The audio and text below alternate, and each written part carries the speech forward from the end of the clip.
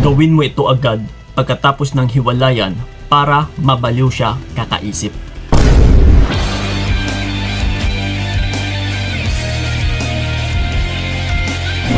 Yon.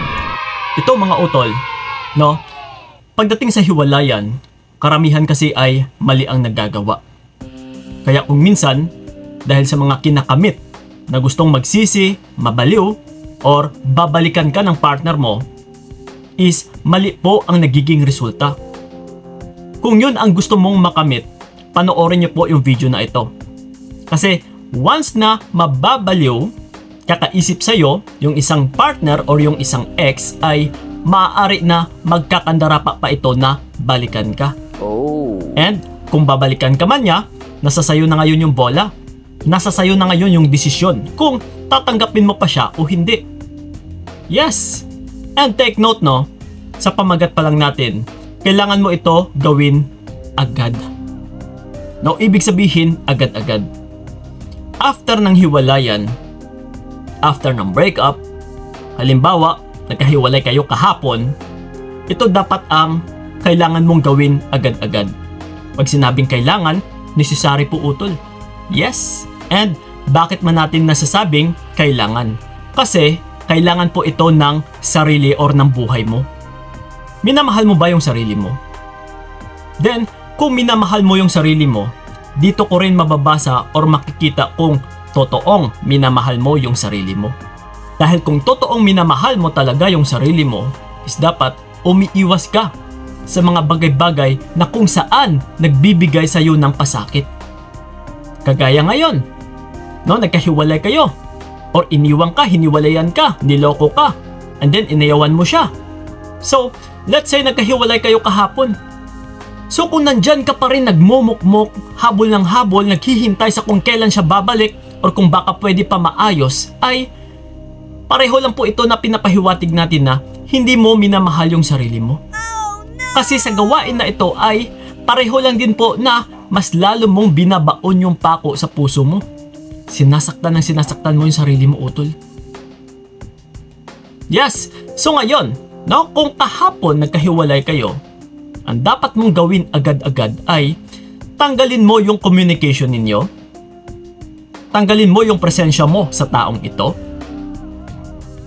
Tanggalin mo yung buong pagkatao mo sa taong ito.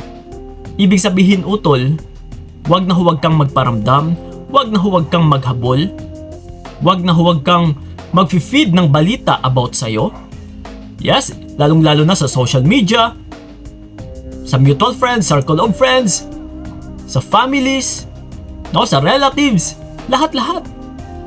Kasi, napaka-importanting bagay na kung gusto mo talagang mapaisip sa'yo yung isang partner or yung isang ex na hiniwalayan ka or na hiniwalayan mo, kasi once na mabibigyan natin sila ng palaisipan, magkakaroon ng realization na kahit sabihin pa natin na parang wala siyang pakialam sa'yo, ay mas lalo niya pong makikita yung halaga mo.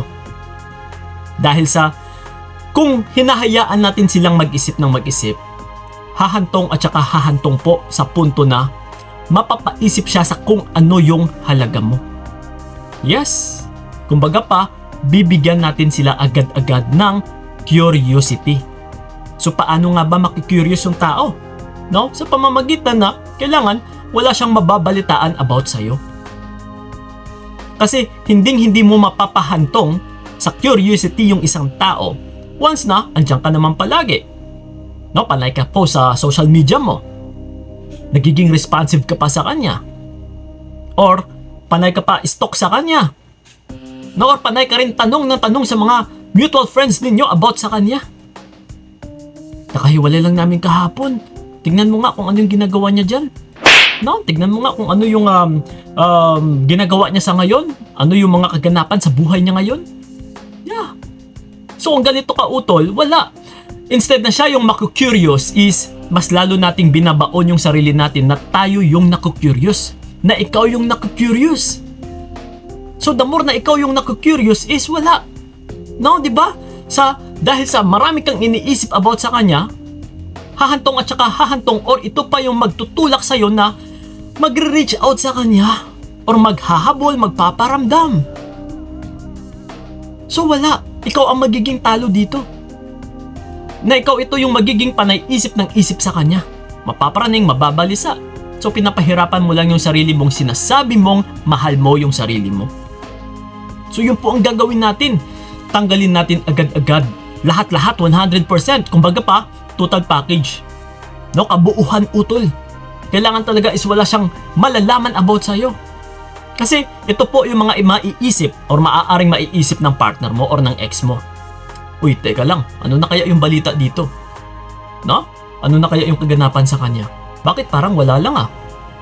No, ba hindi man lang siya naghabol, dati is panay pa tong message na parang walang nangyari. No, nagmamakaawa, nagbebeg, na parang gusto pang ayusin yung relationship namin. Pero bakit ngayon? No, hindi man lang siya nagpaparamdam na. And then ito ngayon, sigurado, magtatanong-tanong po yan. Kamusta ka na dyan? Or sa mga kakilala ninyo, kamusta na kaya si ano? No, tignan mo nga pre kung anong nangyari sa kanya.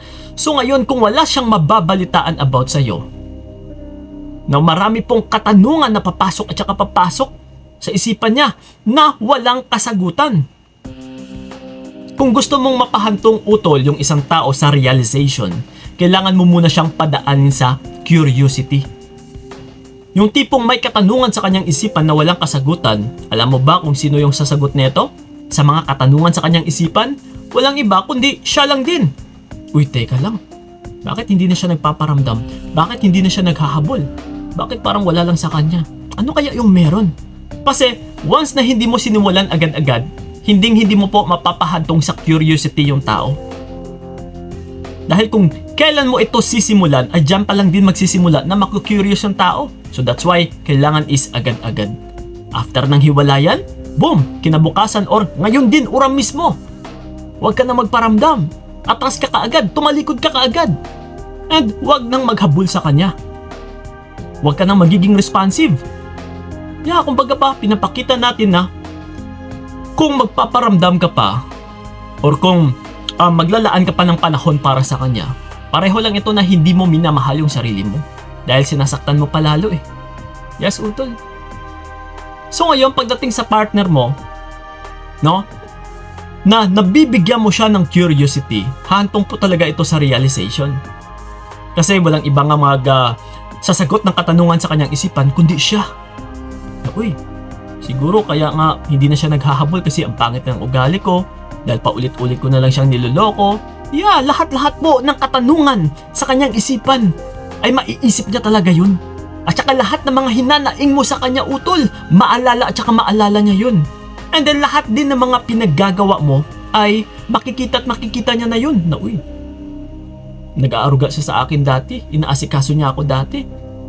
No, mapagmahal or totoo talaga yung pagmamahal niya.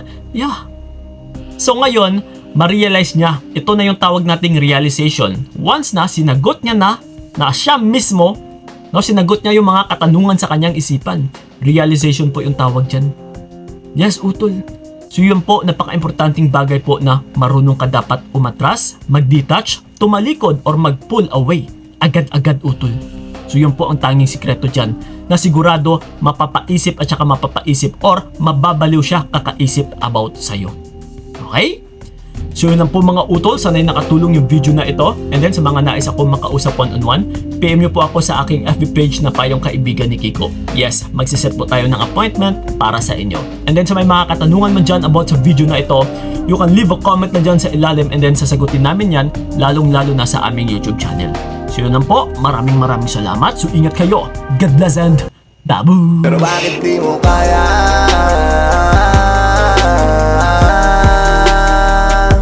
Ano aking kasalanan?